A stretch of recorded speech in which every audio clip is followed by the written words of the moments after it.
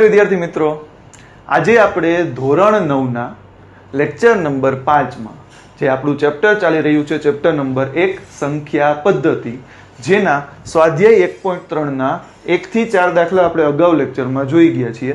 અહીંયા જોવાના છે 5 થી લઈને 9. બરાબર. હવે સૌથી પહેલા આપણે સ્ટાર્ટ કરીએ છીએ તો નીચે તમે રકમ જોવો. 5મા દાખલાની માં એવું કીધું છે કે 1/17 ની દશાંશ અભિવ્યક્તિ પુનરાવર્તિત અંકોની સંખ્યા વધુમાં વધુ કેટલી હોય, પુનરાવર્તિત અંકોની સંખ્યા કેટલી થાય એ કીધું છે અને તમારો જવાબ ભાગાકાર કરીને ચકાસો. ચાલો હવે જુઓ કે આપણને આપ્યા છે 1/17. હવે પુનરાવર્તિત એટલે કે ભાગફળમાં કઈ સંખ્યાનું પુનરાવર્તન થાય છે, એ સંખ્યા ટોટલ કેટલી છે કે જેનું પુનરાવર્તન થાય છે, સંખ્યા ટોટલ કેટલી છે એ તમારે કહેવાનું છે. પણ નિયમ વાપરવાનો ભાગાકારનો, એટલે કે આપણે જે શોર્ટકટ આપ્યો હતો એ અહીંયા ચાલવાનો નથી, કારણ કે ફરજિયાત ભાગાકાર કીધો છે. તો ભાગાકાર કીધો તો આપણે ભાગાકાર કરીને પણ એ વસ્તુને મેળવી શકીએ. તો સૌથી પહેલા આપણે ભાગાકાર કરીએ. જોવો જોઈએ તો અહીંયા 17 વડે ભાગ નથી હાલવાનો, પોઈન્ટ થી ચાલુ થાય દાખલો અને ભાગમાં પડે 0. હવે 10 નાના એટલે પાછો ભાગમાં 0 અને 0 અહીંયા મૂકવો પડે. તો ચલો 17 6 102 થઈ જાય એટલે 17 5 85 થી ભાગ આપણો ચાલુ થાય એટલે અહીંયા શેષ વધશે 15. ઉપરથી ઉતારીએ 0. બરાબર. તો 17 8 136, 8 ભાગ ચાલે, 17 8 136. તો અહીંયા આપણે બાદબાકી કરીએ તો 4 ઉમેરો એટલે 40 ને 10 ઉમેરો એટલે 50, એટલે ટોટલ વધ્યા 14 ને પાછળ ઉમેરી દઈએ 0. 140. તો જો વળી પાછો 8 જ ભાગ ચલાવવો પડે. 17 8 136, 17 8 136 એટલે અહીંયા વધશે ખાલી 4. ઉપરથી ઉતારી લઈએ પાછો 0. તો ચલો 17 2 34, 17 3 51 થઈ જાય. તો 17 2 34, 34 ને 6 40 એટલે અહીંયા વધ્યા 6 અને ઉપરથી ઉતારી લઈએ 0. તો હવે 3 વડે ભાગ ચાલે. 17 3 51 એટલે અહીંયા વધશે 9 ને ઉપરથી ઉતારી લઈએ 0. તો વળી 5 ભાગ હાલે. 17 5 85 એટલે અહીંયા વધશે 5 ને ઉપરથી ઉતારી લઈએ પાછો 0. તો 17 2 34 ને 17 3 51 એટલે 2 ભાગ હાલે. 17 2 34, 34 છે, 6 ઉમેરો 40 ને 10 ઉમેરો 50 એટલે ટોટલ વધ્યા 100 અને ઉપરથી ઉપર લઈએ 0. તો 160 થયા. તો હવે આપણે 17 9 153 એટલે 9 ભાગ ચાલે 153 એટલે અહીંયા વધશે 7 એટલે અહીંયા મૂકી દઈએ 0. અહીંયાથી આપણે દાખલાને આ બાજુ લઈ લઈએ એટલે અહીંયા વધ્યા આપણા 70. બરાબર, 70 વધ્યા. ચાલો તો 17 4 68, 17 4 68 એટલે હવે વધશે અહીંયા 2. તો 20 મૂકી દઈ તો 17 1 17 ભાગ ચાલે અને અહીંયા વધશે 3. બરાબર, 3 એટલે ટોટલ થઈ ગયા 30. તો જો 17 દૂ તો 34 થઈ જાય એટલે 17 1 17 પાછો ભાગ ચાલે. હવે 3 ઉમેરો એટલે 20 અને બીજા 10 એટલે 30 એટલે 130 આપણા થઈ જશે. 13 વધે ને પાછળ 0 મૂક્યો. ચાલો તો હવે જુઓ 17 8 136 થઈ જતા હતા. બરાબર. તો આપણે 7 7 49, 17 7 ભાગ લેવો પડે કે 17 7 119. બરાબર. 19 ને 1 20, 20 ને 10 30 એટલે ટોટલ વધશે અહીંયા 11. બરાબર. પાછો 0 લગાડી દઈએ તો 17 5 85, 17 6 102, 17 6 102 એટલે અહીંયા વધશે ટોટલ 8 એટલે અહીંયા થઈ જશે 80. 17 5 તો 85 થાય છે એટલે 17 4 ભાગ હશે. 17 2 34, 17 3 51, 17 4 68. બરાબર. 17 ચોક 68 એટલે અહીંયા 68 ને 2 70 ને 10 બીજા એટલે અહીંયા વધશે 12 એટલે 120 થશે. હવે 120 છે તો 17 6 102 થાય છે અને 17 7 થઈ જાય 119. તો 7 ભાગ ચાલે. 17 7 119 એટલે વળી પાછા અહીંયા વધ્યા 1 એટલે હવે ભાગ નો હાલે, ભાગમાં પડે 0 એટલે અહીંયા આવી જાય પાછો 0 એટલે વળી અહીંયા આવી જશે 0. બરાબર. પાછો બીજો 0 મૂકવો પડે તો અહીંયા પાછો શું મૂકવો પડે, પાછો 0.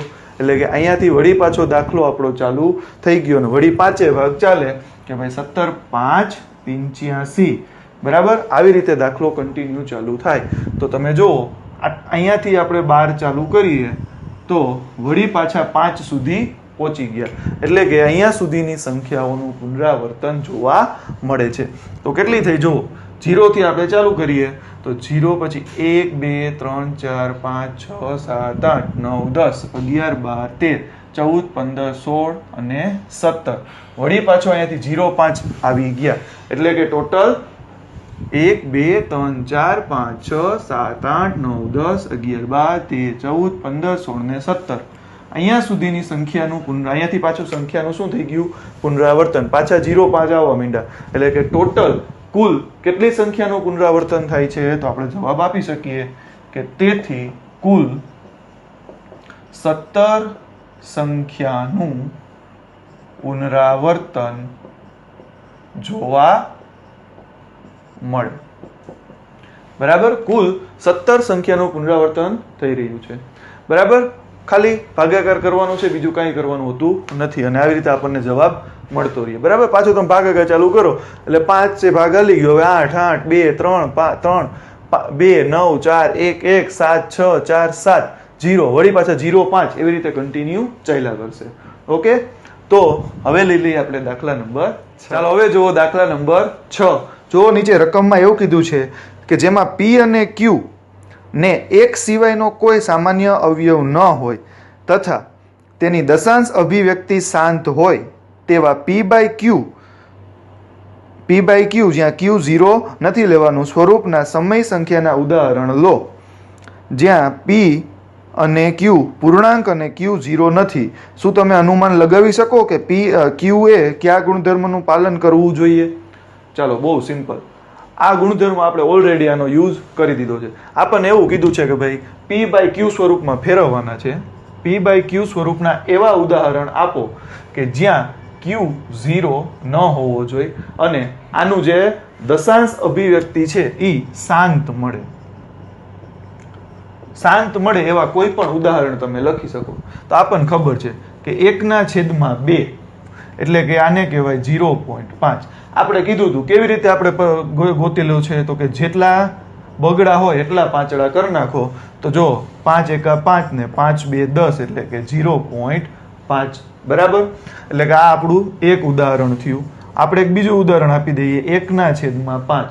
તો 1/5 છે તો અંશ અને છેદને 2 વડે ગુણી નાખો એટલે 2 એકા 2 ને 5 દુ 10 એટલે કે 0.2. હજી એક આપણે ઉદાહરણ આપી દઈએ, ધારો કે 1/25. 1/25 એટલે કે ટોટલ આપણે આને આમે લખી શકીએ 1/5 ગુણ્યા 5. તો જેટલા 5 છે એટલા 2 આપી દઈએ એટલે 1/5 5 2 2. તો ઉપર એ શું આપવા પડે? 2 2. તો ઉપર જો 2 દુ 4 એકા 4 અને નીચે જેટલા પાંચડા જેટલા બગડા એટલા 0 આવે એટલે 25 4 100 એટલે કે 0.04. તો આપણે આના ઉપરથી એવું કહી શકીએ કે ભાઈ આ કયો ગુણધર્મ લાગુ પડે છે? Q ને છેદને કયો ગુણધર્મ લાગુ પડે છે? તો આપણે કહી શકીએ કે Q ની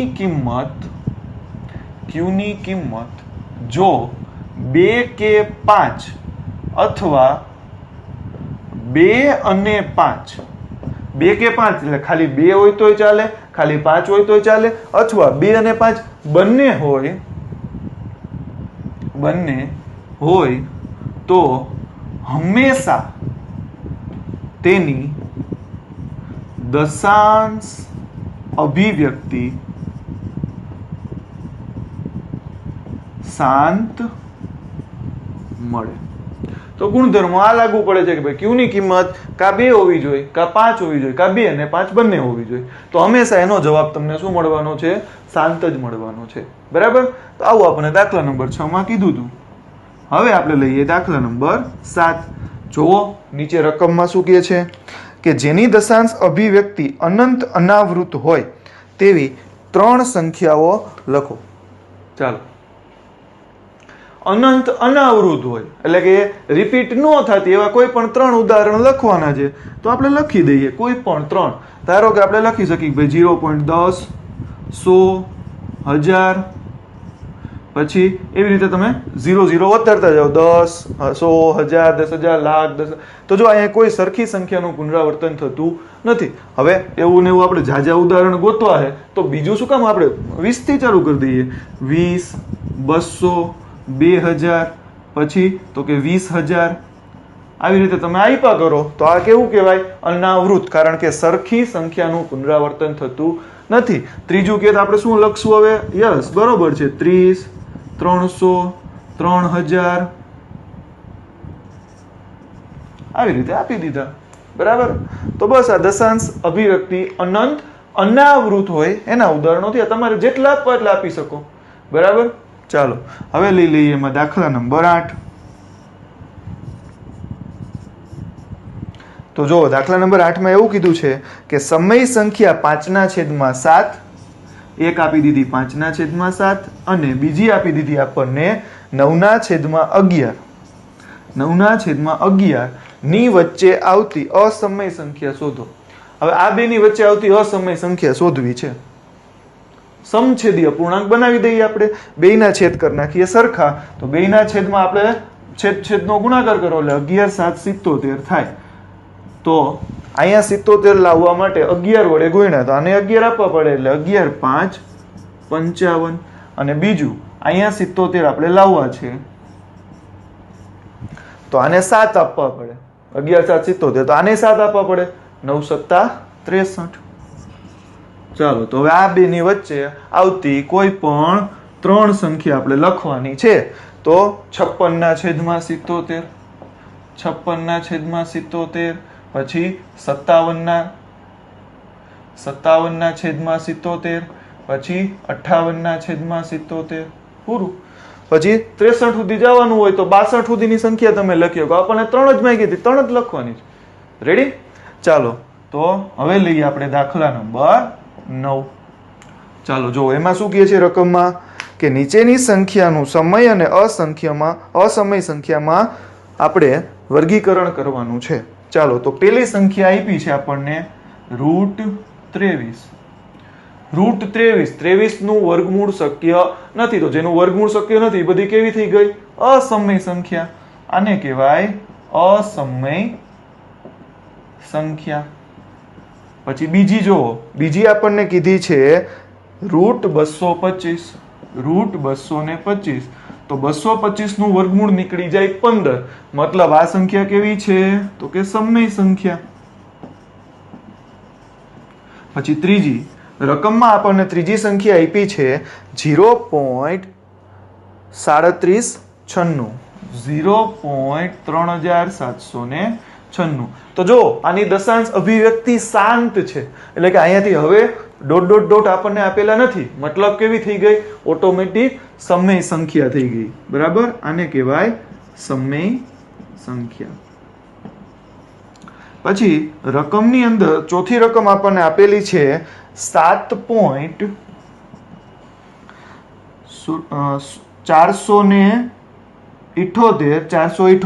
478 પછી ડોટ ડોટ ડોટ આવી રીતે આપણને કરીને આપ્યા છે. જો એટલે કે પોઈન્ટ પછી 478 478 એવું ચાલી રહ્યું છે. મતલબ આપણે આવું લખવું હોય તો લખી શકીએ ને 7.478 ઉપર 12. જો 12 વાળી સંખ્યા તો કેવી હોય? સમય સંખ્યા. તો આને આપણે લખશું સમય સંખ્યા. પછી પાંચમી સંખ્યા આપણને આપી છે 1.10 100 1000 થી કન્ટિન્યુ ચાલી રહી છે. બરાબર. તો આવી સંખ્યા આપણને આપી છે. તો આ તો આપણને ખબર જ છે કે પોઈન્ટ પછી અનંત અનાવૃત ચાલે છે. જો સરખી સંખ્યાઓ રિપીટ નથી થતી. 10 100 1000 10000 લાખ 10 લાખ. એટલે કે આપણે જે ઉદાહરણ અહીંયા આપ્યું હતું અસમય સંખ્યાનું એ જ ઉદાહરણ પાછું આવ્યું. તો કેવી થઈ ગઈ? અસમય સંખ્યા. બરાબર છે. તો અહીંયા આપણું સ્વાધ્યાય 1.3 સંપૂર્ણ પૂરું થાય છે. નેક્સ્ટ લેક્ચરમાં આપણે 1.4 જોવાનું છે. જો આજના લેક્ચરમાં કઈ ક્વેરી હોય, કઈ ન સમજાણ હોય તો કમેન્ટ બોક્સમાં કમેન્ટ કરજો. આભાર. જય હિન્દ, જય ભારત.